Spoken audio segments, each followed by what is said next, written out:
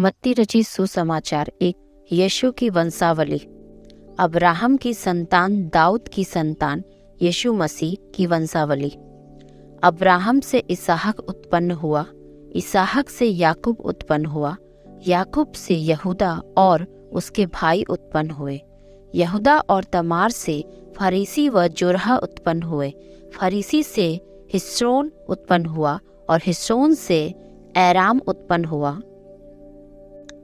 एराम से अमीनादाब उत्पन्न हुआ।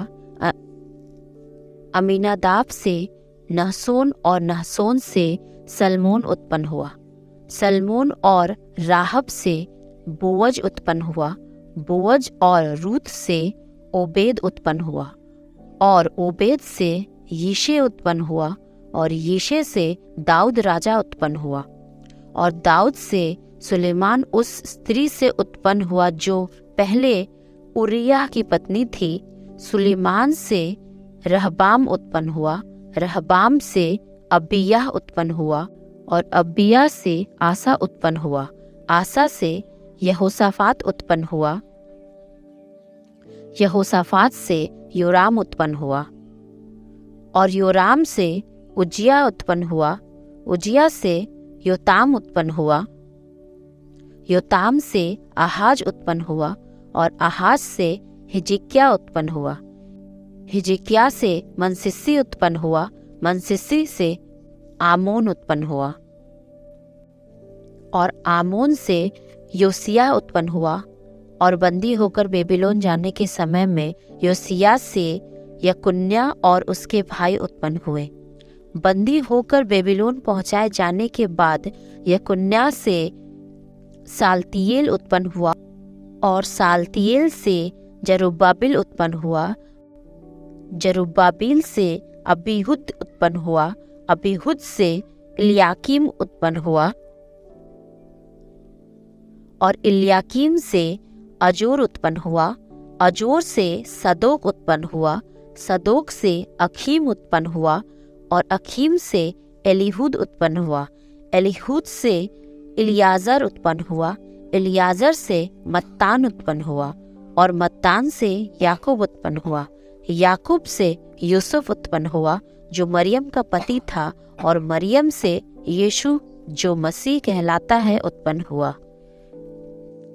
इस प्रकार अब्राहम से दाऊद तक 14 पीढ़ी हुई और दाऊद से बेबीलोन को बंदी होकर पहुंचाए जाने तक 14 पीढ़ी और बंदी होकर बेबीलोन को पहुंचाए जाने के समय से मसीह तक 14 पीढ़ी हुई।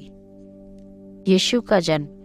यीशु मसीह का जन्म इस प्रकार से हुआ कि जब उसकी माता मरियम की मंगनी यूसुफ के साथ हो गई तो उनके इकट्ठा होने से पहले ही वह पवित्र आत्मा की ओर से गर्भवती पाई गई।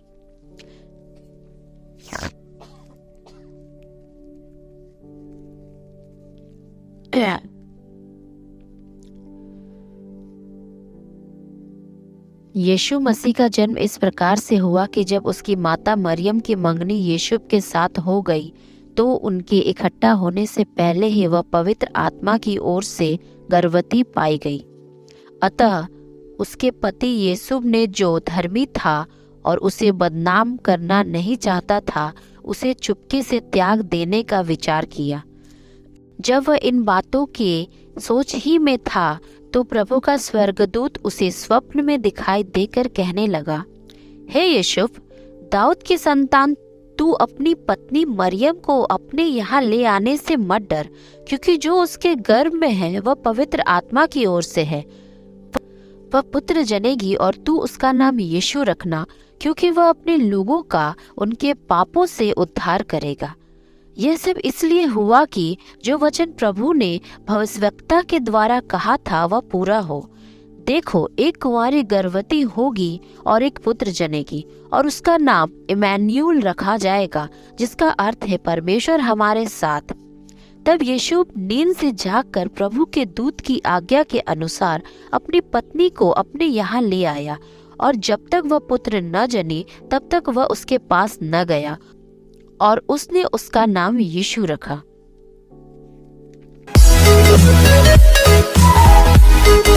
Thank you.